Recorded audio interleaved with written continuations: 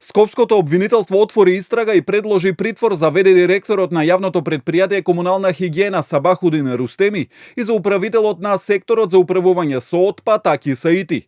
Тие вчера беа приведени и по речиси 24 часа поминати во полициска станица. Попладнево беа спроведени во Скопскиот кривичен суд на распит. Истрагата доаѓа по кривичната пријава од МВР. Осомничени се за кривично дело загрозување на животната средина и природата со отпад по член 230 став 1 од Кривичниот законник, зашто им се заканува затворска казна од 1 до 10 години. Од МВР соопштија дека според кривичната пријава постапиле спротивно на законот за управување со отпад и на основната дејност на претпријатието за редовно собирање и транспортирање на комуналниот смет на територијата на град Скопје.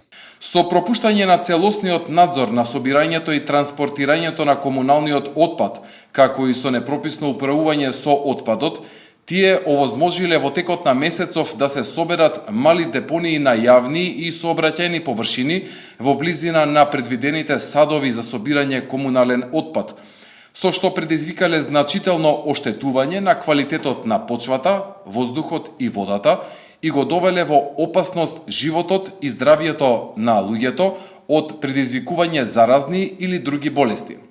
Обвинителството за нив бара од судот да им определи притвор. Ваквите сомненија вела дека се утврдени и констатирани со вонредните инспекциски надзори од овластените локални инспектори за животна средина кои излегле на терен, како и со експертско мислење за влијанието на отпадот врз јавното здравје и можноста за ширење заразни заболувања од Институтот за јавно здравје. Хаосот со ѓубрето во Скопје настана уште пред неколку недели, кога мини депонии континуирано се создава околу контејнерите, а граѓаните реагираа за ажурност кај екипите на Комунална хигиена.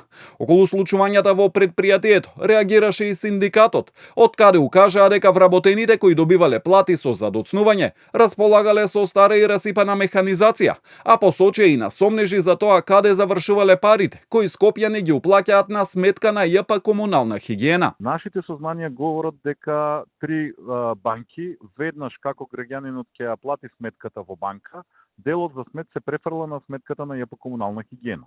Исто така според информациите со кои што располагаме, делот кој што оди во ЈП Водовод и канализација Скопје како платена сметка заедно со делот за смет, веднаш се дели и се префрла исто така на сметката на ЈП Комунална хигиена. По вонредните инспекции Институтот за јавно здравје излезе со препораки до населението и институциите, како да се заштити колективното и индивидуалното здравје поради опасноста од зарази и појава на глодари.